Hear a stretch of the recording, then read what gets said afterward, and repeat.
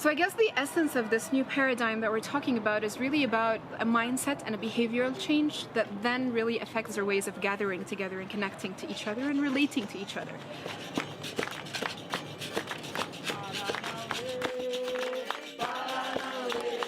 So it takes a shift from competition, where there is like a run for everything, a feeling of scarcity all the time, a feeling that I only have to take as much as I can out of this, into a mindset of collaboration, where I can think that there is abundance and there is a space for everyone.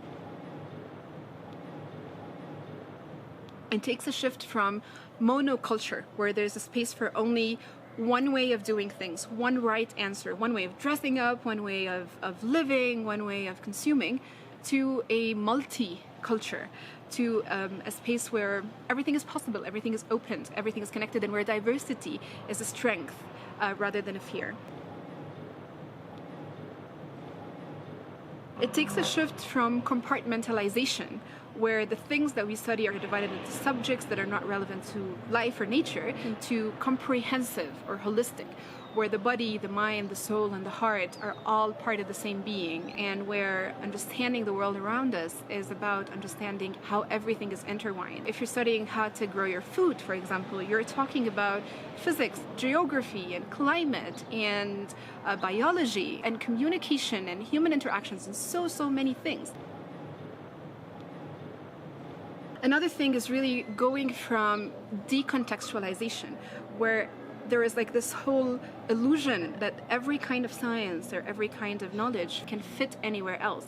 So taking science out of its context, or any form of learning out of its context, and moving from that to contextualization, to place-based education, to not having a recipe, and where everywhere something different will work based on the context.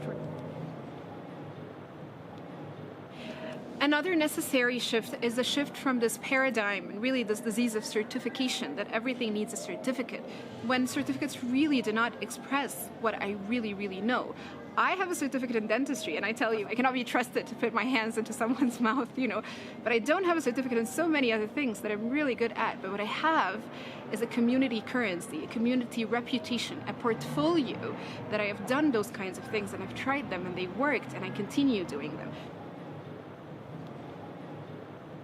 Another shift is shifting from commodification to a culture of gift. From this culture where like everything has to be bought, even education, and the more money you put in it, the more prestigious it becomes, to a culture where there's living in a community and living in a gift, where you get to serve and get to gift whatever you have that is abundant. And this actually creates a bigger cycle of abundance.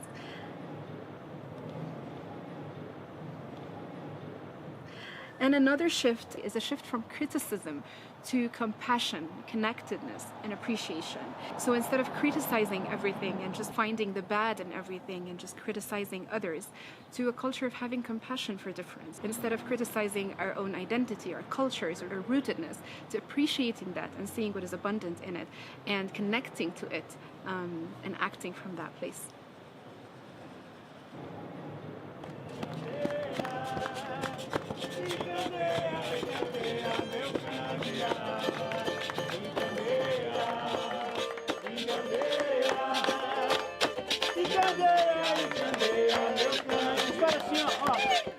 Bebeu a água, mas ainda tem pouco. Mel de gênio com cachaça e alegria. Um pouco, morena que está sambando, e o índio não deixa passar.